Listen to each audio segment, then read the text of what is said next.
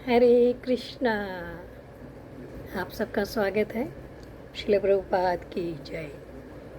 आज हम पढ़ेंगे श्लोका नंबर 4 अध्याय 1। उसके पहले श्लोका नंबर 3 का भावार्थ समझते हैं। ठीक है। तो हमने जब देखा कि धृतराष्ट्र के प्रश्न करने पर संजय ने उनके प्रश्न का उत्तर दिया और बताया कि द्रोणाचार्य जो है अपनी सेना के जो सेनापति हैं द्रोणाचार्य, उनके पास जाते हैं और पांडवों की विशाल सेना के बारे में बताते हैं।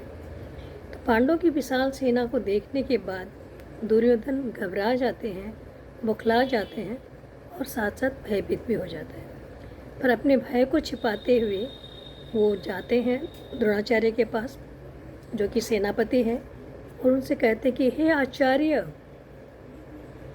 पश्यताम, यानी कि देखिए, पांडुपुत्राणाम, पांडु पुत्रों की महतिम चमू, जो विशाल सेना है, उसको देखिए। तो दुर्योधन जो एक कुशल राजनीतिज्ञ तो था और कूटनीति भी उसमें कूट कर भरी थी।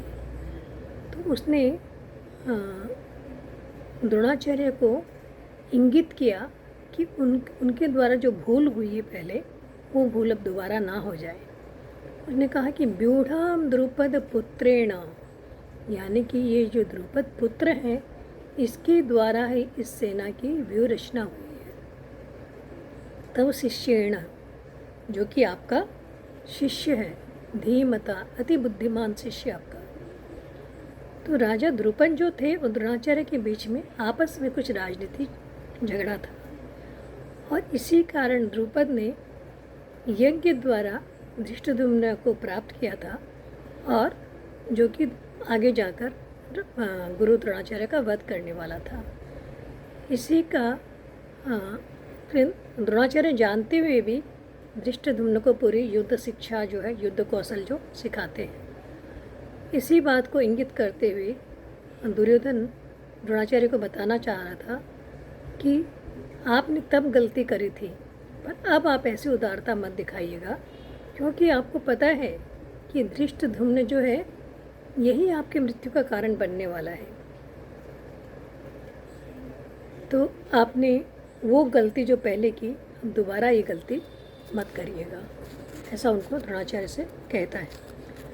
और ये बताता कि तब शिष्येण थी, मतलब आपका बुद्धिमान शिष्य जो है, उसने आपको वध करने के लिए आपसे ही सारी युद्ध कला सीखी थी।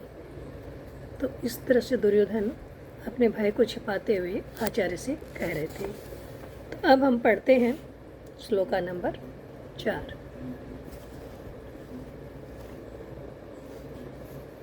हरे कृष्ण। अत्र शूरा महेश्वासा भीमार्जुन समायुधि युयुधानो विराटश्च द्रुपदश्च महारथः। इस सेना में भीम तथा अर्जुन के समान युद्ध करने वाले अनेक वीर धनुर्धर हैं, यथा महारथी युयुधान, विराट तथा Drupad. Hare Krishna. Thank you so much.